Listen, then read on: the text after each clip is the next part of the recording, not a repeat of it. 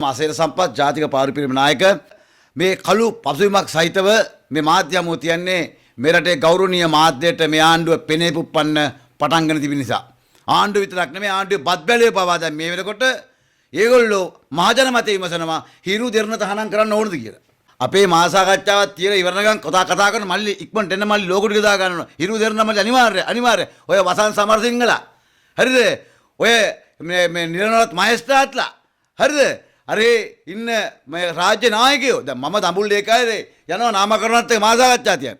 ඔය නාමල්ලయ్య මොනතරම් බගෑපත් වෙනවද දඹුල්ලේ කාංචන්න මල්ලි ඉක්මනට එන්න මල්ලි මනික දාන්න කියලා. මොනේ දාන්න කියන්නේ? අයිටියන් ජාතික ඒ ආණ්ඩුවේ මේ මාධ්‍යද නෑ. මේ පෞද්ගලික මාධ්‍ය. එහෙම කරලා තමන්ගේ ප්‍රතිරූප හදාගෙන දැන් මට මේ පින්තූර පෙන්වනවා ඒක තියෙනවා තිරු තනි මයික් එකේ වසන් සමරසිංහ කතා කරනවා. ඒක ආණ්ඩුව විරුද්ධ. දැන් හිරුව උල්මුන්ට. ඒ කියන්නේ බෙරක් ගහනකොට තමයි යක්කු ඇවිස්සෙන්නේ.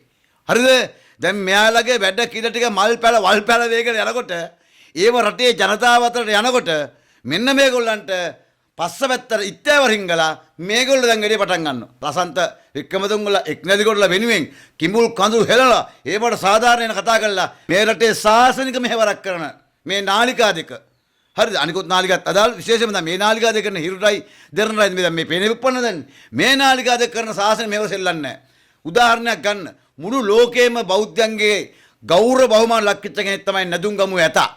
නදුංගමු ඇතා එදා ඒ කළු මාව තනියෙන් ඒ ඇතත් එක්ක එළි වෙනකන් රැ වෙනකන් යනවා සෙන්කඩකල දලදා වන්දනාවට. ඒ යනකොට හදිසි අනතුරක් සිදු වෙන CC කැමරා වුණු.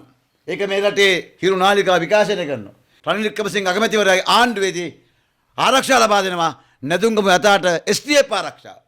මේ ගෞරව බමුණ හම්බුනේ හිරු නාලිකා කරපු කාර්යභාරයෙන්ද. මේ රටේ මහානායක හාමුදුරු මේ රටේ බුද්ධ ශාසන අමාත්‍යාංශය කරන්න ඕන කාර්යභාරයක් කරනවා හිරු නාලිකාව. ඒ තමයි කුල දරුවෝ 200 ආසන ප්‍රමාණයක්. දැන් මගේ හිතවත් කෙනෙක්ගේ දරුවෙක් අර කැපකරු මාපික මහද ඒ දරුවා ශාසනයට බාර කළේ ඒ දරුවා අධ්‍යයන කොටස වියදම් කරනවා. හරිද? මේ බුද්ධ ශාසනය වෙනුවෙන් මේ උන්නතියුනේ කැපෙච්ච නාලිකා.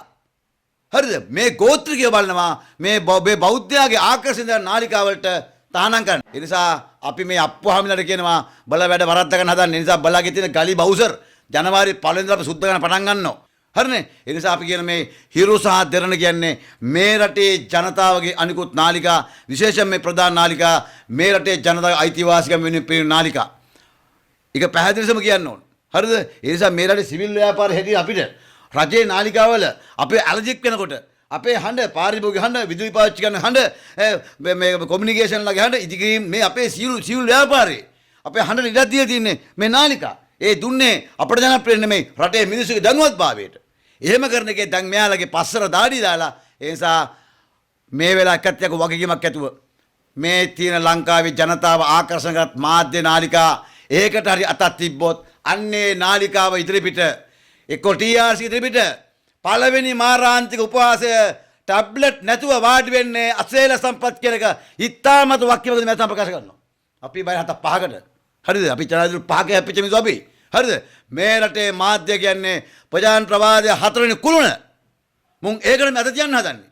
හරි ගාන මහලිමා මන්ත්‍රීට එළවලු පොළු පාර. ඕක පෙන්වුවාන් පස්සේ මෙන්න මේගොල්ලන්ට ඇහිස්සෙනවා. ඇත්තනේ පොළු පාර කෙලවල ගහනවා.